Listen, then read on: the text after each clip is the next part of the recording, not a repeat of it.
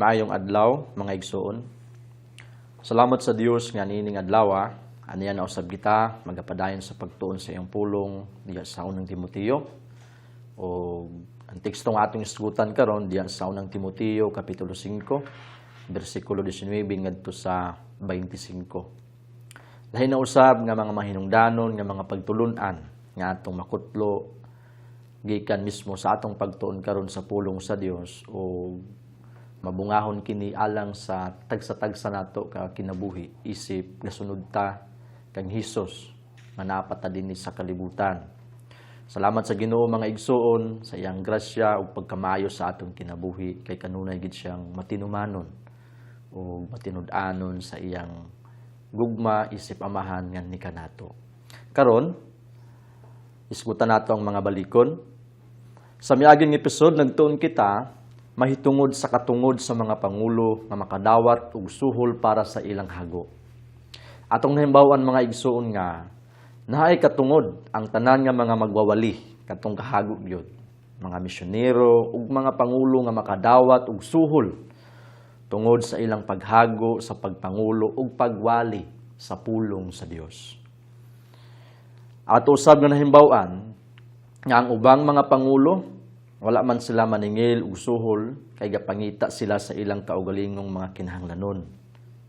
Pila ka mga adlaw ang ila ang gamiton para sa pagpagita sa panginabuhian o wala nila gisangon diya sa iglesia ang tibuok nilang mga kinahanglanon. Hinuon, kung aduna sila madawat nga suhol diya sa iglesia, maayo usab apan kun wala mo'y kahimtang sa pangulo nga gatrabaho kapangalagad sa Ginoo nga naa may suhol wala mo trabaho gid siya. Ang atong mga misyonero atong gasuportahan sila sa tanan nilang mga kakinahanglan aron makafocus sila sa ilang ministry ug dili sila malangon sa pagpangita sa ilang mga panginabuhian o sa ilang panginabuhian. Kasagara igsoon ingunanan gid ang atong nabuhaton diya sa iglesia nga para gid nga mga misyonero makapokus ra sila sa buluhaton sa pagpakaylap sa maayong balita ug uban pang mga trabaho sa ilang namisyonan nga area. Ato usab nga nahimbaw-an sa niaging episode nga kun naa kitay kita o mga abot ug iyahan lugarta sa pagpaambit ngadto sa imong mga pangulo o sa atong mga pangulo o mga magwawali nga gapakaon kanimo gikan sa pulong sa Dios. Mga igsoon maay guide kini nga imong pagabuhaton. Dili tungod nga gipugos ra ka sa paghatag apan aron lugar nga makatabang ka kanila ug makapakita ka sa imong gugma ngadto kanila kay gahago man usab sila para sa imong kaayuhan. Sa pag-atiman kanimo ba isip karnero sa Dios. Mga igsoon ay ra usab kung makaya nimo ang pagtabang, paghatag ngadto sa mga pangulo nga gahago sa pagtudlo sa pulong sa Dios ug sa mga magwawali. Kay nahimbawan man sa mga pangulo ang kahimtang sa ilang mga karnero ug dili nila gusto mga igsoon nga maglisod ang bisan kinsa sa ilang mga karnero. Basin hinuon mo ay makahatag og kabug-aton na dili man mo tumong sa mga magwawali ug mga pangulo nga masangunan sa lisod nga mga trabaho ang mga karnero. Kasagara, gaawat ang mga pangulo mga igsoon sa gibuhat ni Apostol Pablo nga nag-alagad nga wala gid sila'y suhol.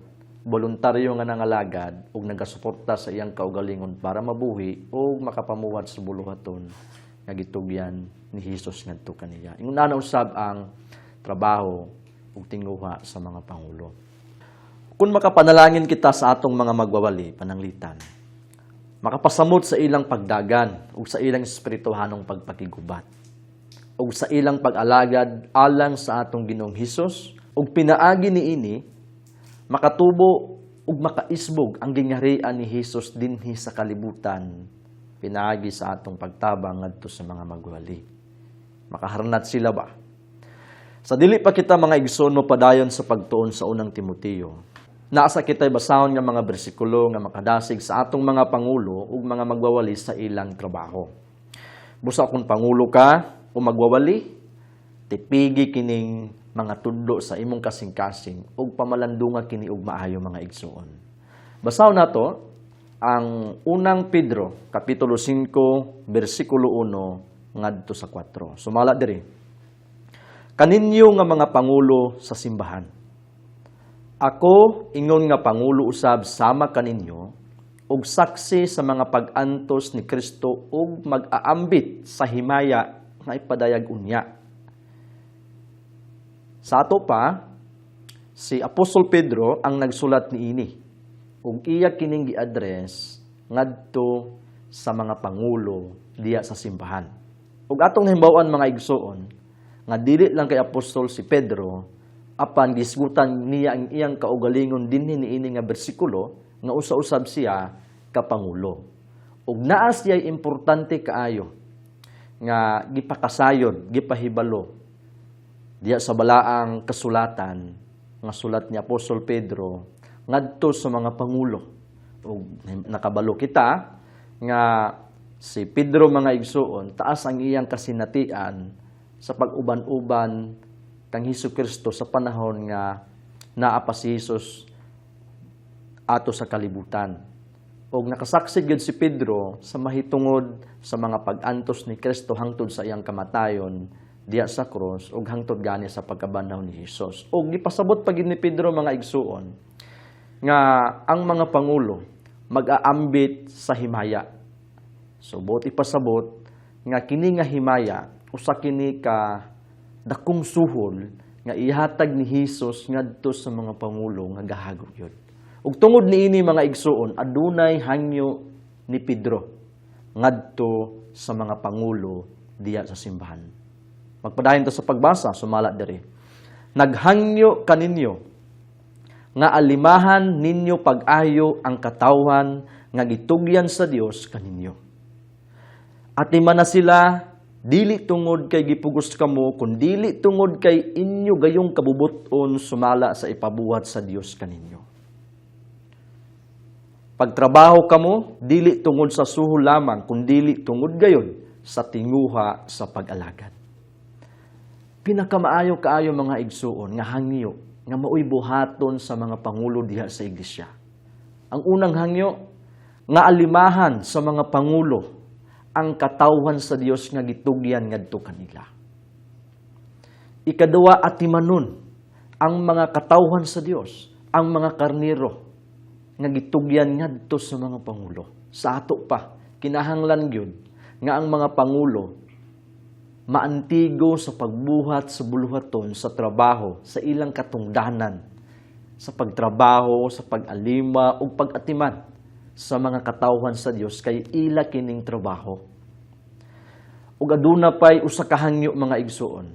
Dugang pa nga mga hangyo sumala diha nga ang pag-alima ug ang pag-atiman sa mga pangulo sa mga katawhan sa Dios diya sa iglesia kinahanglan nga dili pinugos. Dili kay napugustra sa pagbuhat sa mga trabaho, apan kinahanglan nga kinabubuton gyud nila. Diya sa ilang kabubuton mismo, nga gatuman sila sa ipabuhat sa Dios kanila nga trabaho. Dugang pa, sumala sa maong hangyo, nga magtrabaho ang mga pangulo, diya sa iglesia, dili tungod sa suho lamang. Apan, magtrabaho sila sa kinasingkasing nga nagtinguha sila diya sa kasingkasing sa ilang pag-alagad. Ang ilang alagaran maugid ang Dios mismo. Si Hesus gid mismo ang ilang alagaran ug dili kay sa suhol lamang. Maayo man kung naay suhol, maayo man kung naay madawat. Apan ang tumong niining sulat ni Apostol Pedro nga makasentro sa kasingkasing sa mga pangulo ang ilang pag-alagad ngadto sa Dios, ngadto kang Hesus ug dili kay sa suho lamang. Bersikulo 3. Ayaw paghari-hari kanila nga gipiyal kaninyo aron inyong atimanon kun dili ipakita kanila ang maayong panig-ignan. Usa kini ka pinakamaayo nga pasidaan nga usa ka hangyo usab nga dugang ni Pedro ngadto sa mga pangulo. Likayan gyud ang paghari-hari ngadto sa mga katawhan sa Dios. Apan ang mas maayong buhaton sa usa ka pangulo diya sa iglesia, mahimo siyang panag-ingnan ngadto kanila. Modelo, panig-ingnan. nga dili makita sa mga karnero ang tahas sa usa ka pangulo nga gari-hari apan pinag-ingnan ngadto kanila. Og inigabot na unya sa pangulong magbalantay, makadawat kamo sa mahimayaong korona nga dili molubad. Mao kini ang usa ka pinakamaayo kaayong panulundon nga madawat sa mga pangulo diha sa iglesia. Nga bisan pa kung way suhol, apan adunay mapinadayunong suhol nga ihatag sa pangulong magbalantay nga mao kini ang mahimayaong korona nga mapinadayunon o walay paglupad. Sa ato pa mga igsuon, kauban o kaigsuunan nga mga pangulo diha sa iglesia. Igsuon, katingalahan nga kita, mga isig ka pangulo kang Pedro, sumala sa atong nabasa, diri sa unang Pedro Kapitulo 5, versikulo 1. Nag-ingon siya, si Pedro nga pangulo, siya sama ka nato. Ug basin mga igsuon, wala kita'y gakadawat nga soul, gikan mismo sa mga simbahan nga atong gipanguluhan o gaalagaran, apan timan mag-aambit kita sa himaya nga ipadayag unya. Usa-usab kini nga kinahanglanon kaayo mga igsuon. Ug dako kini nga suhol alang kanimo kanako kita nga mga pangulo diha sa iglesia. Mag-aambit kita sa himaya nga gapadayon kini hangtod sa kahangturan. Pinakamaayo mga kaigsuunan. Kitang mga pangulo, gapangulo kita tungod sa atong kabubuton mismo. Wala kita pugsa, wala kita gipugos nga trabahoon nato na, panguluhan nato ning katawan sa Dios. Og atong gaalagaran mga igsoon, maugid ang atong Dios, og ang atong manluluwas. Ato kining gabuhaton, alang kang Ginoo, ug dili alang sa atong kaugalingon. Tungod man ni mga igsoon sa atong tinguha sa pag-alagad ug dili alang sa kwarta. Angay nga hinumduman sa mga pangulo diya sa iglesia nga basin makabutang ang ilang mga kasing-kasing sa pag-alagad pinaagi sa suhol. Timani igsoon usa ka dakong pasidaan alang kanato nga mga nag-alagad, magwawali, pangulo, importante nga makabutang diya sa atong kasing-kasing ang tinguha sa pag-alagad para kang Ginoo. Ug kamong mga kaigsuonan namo, wala kami magari-hari kaninyo apan sa kinasing-kasing gayud kamo among gihigugma sa pag-alima o sa pag-atiman, sa pagtudlo, sa pagbadlong, sa pagpasidaan, kining tanan among gibuhat tungod sa dakong gugma namo diha kaninyo. O ginagabot na unya sa pangulong magbalantay, naa siya ihatag kanatong mga pangulo nga mahimayaong korona nga dili gani mulubad. Mao kini ang mahimayaon nga korona mga igsuon nga galauman nato ug usa kini ka motivation nga ma-inspired ta, madasig kita sa atong pagpangalagad, pagpangulo diha sa iglesia, pagbuhat sa mga ministry tungod kay atong gilauman ang mahimayaong korona nga ihatag sa pangulong magbalantay sa matag usa kanato nga ato gining maangkon mga igsuon hangtod sa kahangturan. Igsuon, kung ikaw usa sa mga gigasahan sa katungod sa pagkapangulo, ayaw atrase. Dawata kini sa duwa gayud nimo kakamot. Kay usa kini kadako kaayong panalangin kung makapangulo kita sa mga anak sa buhing Dios nga mao'y tag-iya sa intirong kalibutan o sa kalangitan. Pinakamaayo kaayo nga bulwaton o trabaho mga igsuon, ang pag-alima o ang pag-atiman sa mga katawan sa Dios. Alang sa pagpadayon ni ini nga bahin, ang mahitungod sa panalipod alang sa mga pangulo, ani ay mga pasiuna nga hisgot mga igsuon sa atong topic karon ni ining adlaw. Nahibalo kita nga ang atong kaaway galibot-libot nga gapangita kung unsaon niya nga mapukan ang iglesia ni Kristo nga sa ato pa kitang mga anak sa Dios. Ug ang usa mga igsuon nga paagi nga gagamiton ni Satanas para nga mapukan niya ang iglesia ni Kristo nga mao ang katawan sa Dios. una niya laglagon ang mga pangulo. Kutob gyud sa mahimo ni Satanas, buhaton niya ang tanan para nga ang mga pangulo diya sa iglesia malaglag. Kay kuno galing malaglag niya ang mga pangulo, mga igsoon ng mahitabo mao kini. Malaglag usab ang mga karnero, ang mga katawan sa Dios. Madalahig ba? Busa sa wala gay pagduwa-duwa mga igsoon, gatunungon ni Satanas ang mga pangulo sa iglesia ug kinahanglan nga kitang mga karnero sa kini ka tudlo alang kanato, labi na sa mga katawan sa Dios kanimo igsoon nga panalipdan nato ang atong mga pangulo para nga dili sila malaglag ni Satanas. Magbasa kita sa pulong sa Ginoo diya sa unang Timoteo kapitulo 5 versikulo 19 ngadto sa 20. Sumala diri, ayaw pagdawat ug bisan unsang sumbong batok sa usa ka pangulo. Gawas kun adunay duha o tulo ka saksi. Usa kini mga igsoon kasugo ug tudlo ni Pablo ngadto kang Timoteo nga dili basta-basta si Timoteo mudawat, maminaw, mutuo sa mga sumbong batok sa mga pangulo. Gawas kung adunay duha ka saksi. Versikulo 20. Mahitungod niya adtong nagpadayon sa pagpakasala, badlungan sila sa atubangan sa tanan aron ang uban makabaton ug kahadlok. Sumala sa atong gibasa, mga igsoon kung naay sumbong batok kang bisan kinsa, dili nato dawaton gawas lamang kung adunay duha o tulo ka saksi. Kay naay mga tawo mga igsoon nga gapataka ra og sulti, mga imbento ug uban pa. Kini nga mga tawo nga gapataka ra og sulti batok sa mga pangulo, mga instrumento ni Satanas kining mga tawhana nga gapaniguro sa paglaglag sa atong isig ka magtotoo. Busa importante nga kita nga mga karnero, manalipod kita sa atong mga pangulo ug dili ta basta-basta nga mopasakag sumbong batok sa mga pangulo. Apan samot pagani ang mga pangulong gadala sa mga iglesia. Dili gayud nato mga igsoon dawaton ang bisan unsang sumbong batok kanila.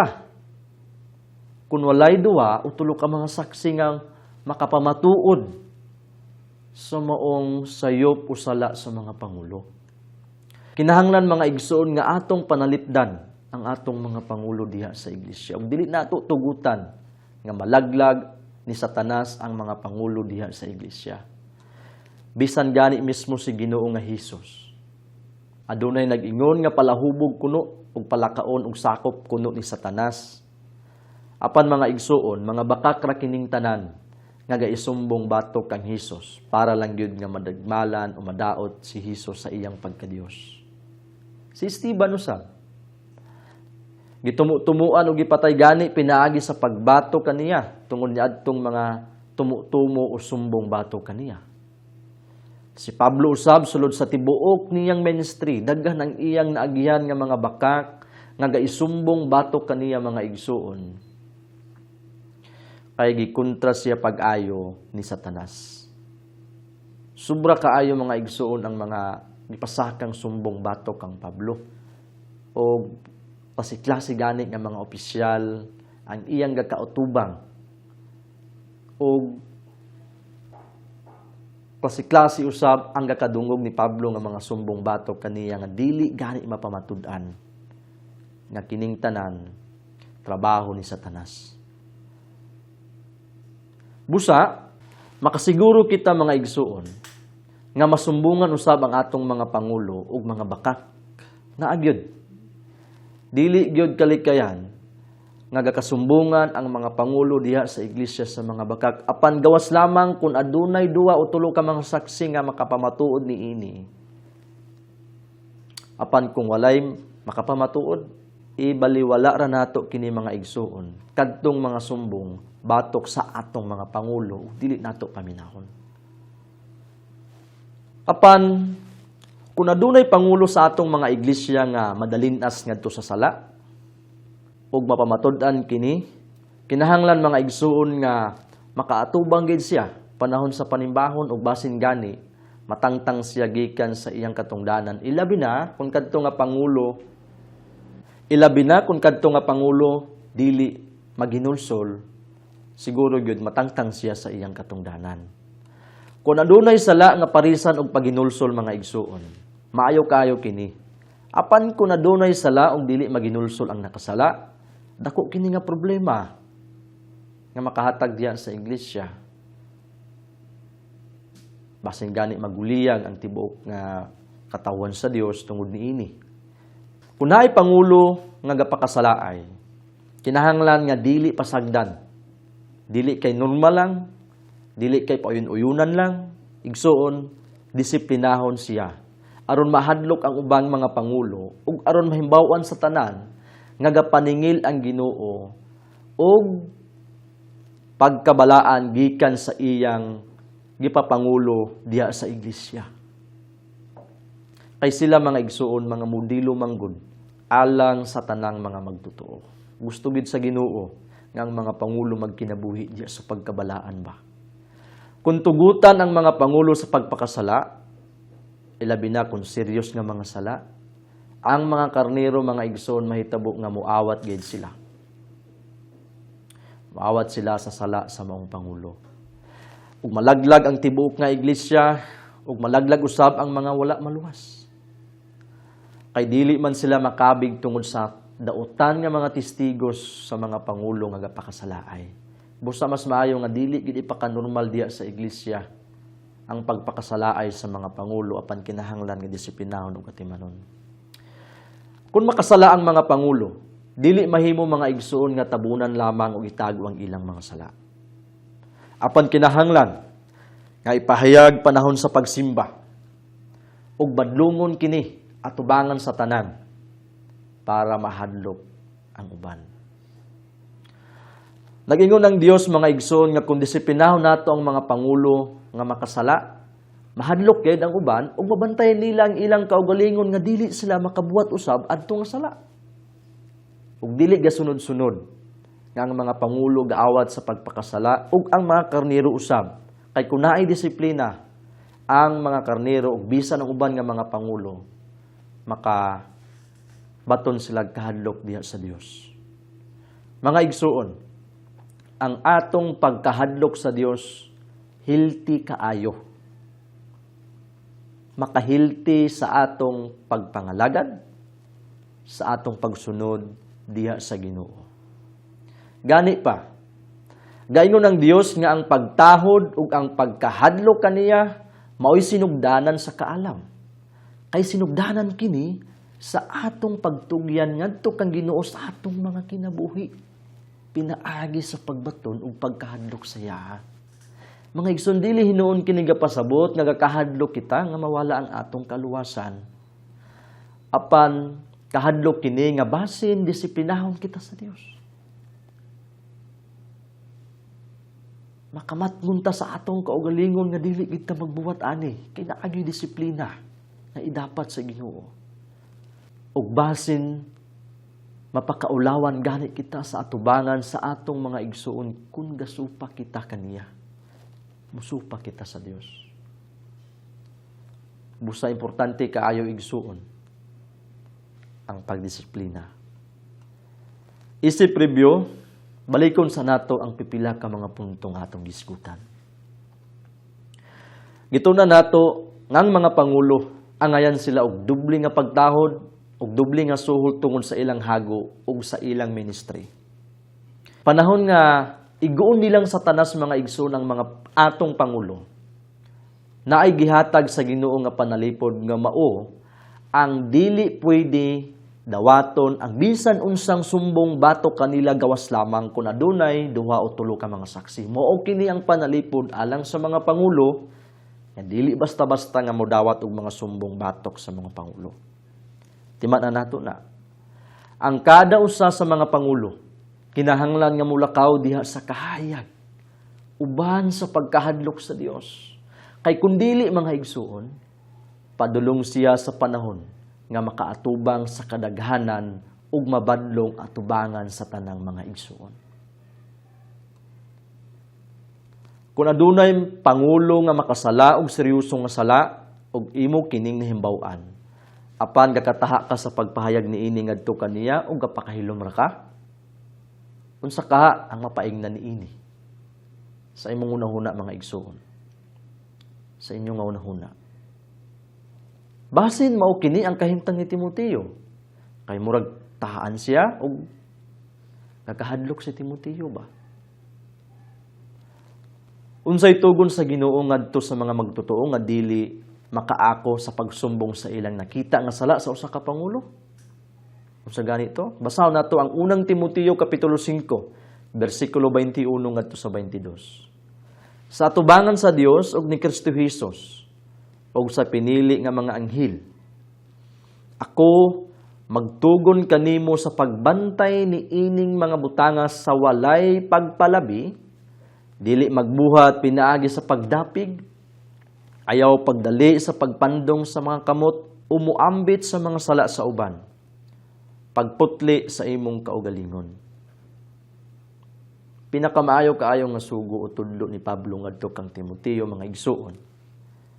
Nga dili basta-basta gani ang iya ang pagsugo kang Timoteo, kay mismo ang Dios, si Kristo ug mga anghel iyang gipasaksi niini nga kinahanglan gyud si Timoteo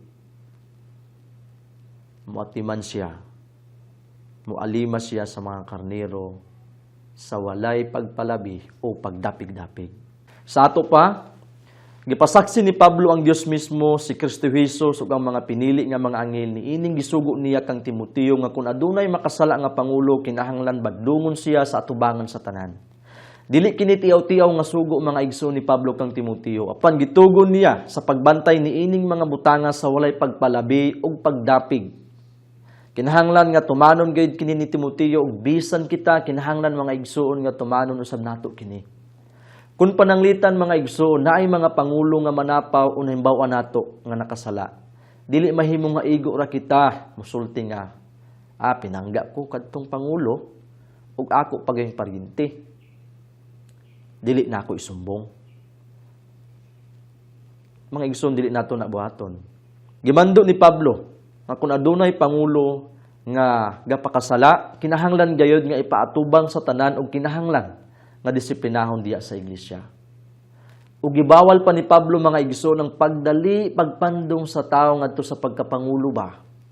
Kay ang dali pagpandong sa mga tao ngadto sa pagkapangulo makaambit sa mga sala sa uban kun madalinas sila ngadto sa sala tungod kay dili pa sila kasaligan. Busa importante nga timan-an sa pangulo ang iyang pagpandong sa usa ka lalaki diya sa iglesia para mahimong pangulo. Ang kinahanglan natong buhaton sa atong mga iglesia mga igsoon, kung adunay lalaki nga maluwas ug atong makita ang aduna say hiyas nga mahimong pangulo, ato sang triningon sa pagkamagwawali ug ato sang ipatabang sa pagpakaylap sa pulong sa Ginoo ug sa paghago alang kang Ginoo.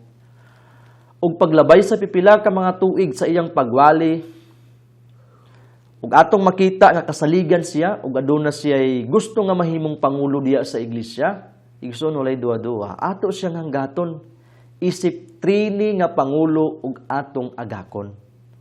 Basin makapadayon siya sa pagtrini pangulo sulod sa mga tulo paingon sa 5 ka tuig, depende man sa imong pagpaniid ni ana nga lalaki. Ug kun mamatud-an ang mga pangulo nga nag-aga kaniya nga andam na gid ni nga tawhana, andam na siya sa pagpangulo. Ug kung uyon pud siya, aya dayon mapandungan at tubangan sa mga kaigsuunan ug matuboy siya isip pangulo ni adtong iglesia. Mao kini mga igsoonang paagi nga atong gasundon. Ug kung adunay training nga pangulo nga giagak sulod sa pila na ka mga katuigan, ug kung hanggaton na sa mga pangulo sa pag-apil kanila, maayo kung dili mo balibad ang trini, apan iya kadtong dawaton nga katungdanan sa duha gid niya kakamot. Kay pribilehiyo kini nga makapangulo, nga makaatiman, nga makaalima sa mga katawan sa Dios. Kung trini ka nga pangulo, ug hanggaton ka sa mga pangulo nga nag-aga kanimo, dawata nga masaligon ang imong kasing-kasing igsuon. Kay gisukod ka Manila ug nakita nila nga andam na ka sa maong buluwaton. Dako kaayo nga pribilehiyo alang sa bisan kinsang lalaki nga magtutuo kang Kristo kun mahimong pangulo sa mga anak sa Dios. Pinakadakong pribilehiyo. Diya sa unang Timoteo kapitulo 5 bersikulo 23 ngadto sa 25. Sumala diri. Ayaw pag-inom og tubig lamang kundili inom og diutay nga bino alang sa imong kuto-kuto ug sa imong kanunay nga pagsakit. Ang mga sala sa pipila ka tawo dayag kaayo. Nagpadulong ngadto sa paghukom apan ang mga sala sa uban madayag ra unya. Ang mga maayong binuhatan usab dayag kaayo. Ug bisan pa kun dili kini dili magpabilin nga natago. Sa ato pa, nag-ingon si Pablo nga kanunay ang pagsakit ni Timoteo mga igsuon. Ug kuto-kuto ang iya ang sakit ug gabation ba. Batanon man si Timoteo ug usahay gani, nagluya siya sa iyang mga katungdanan ug masakiton pagayod. Busa tungod niini nabalak na si Pablo alang kang Timoteo mga igsoon kay kanunay siyang magsakit ba. Maayo mga igsoon kung magtinabangay kita mahitungod sa atong mga sakit sama ni ining gibuhat ni Pablo. Ug giigna ni Pablo sa Timoteo nga moinom og diutay nga bino alang sa iyang kuto-kuto. Basin nakatabang sa iyang kuto-kuto aron dili kaayo musakit ang iyang pag-inom og diutay bino.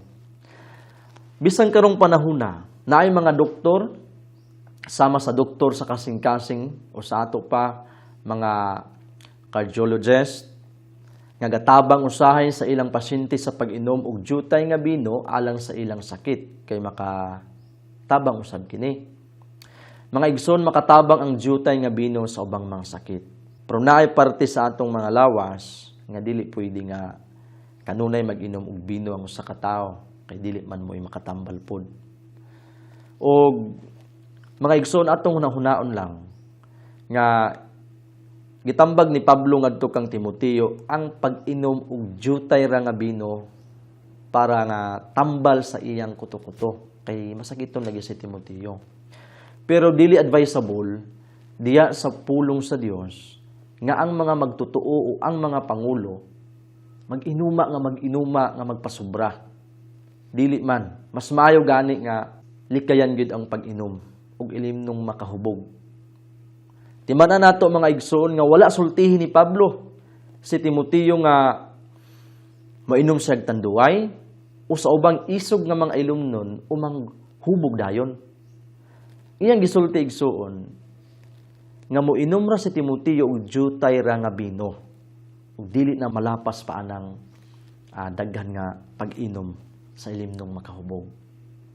Ug maingon pa si Pablo sa unang Timoteo kapitulo 5 bersikulo 24 ngadto sa 25 nga ang sala sa ubang mga tawo dayag kaayo apan ang sala sa uban madayag ra unya.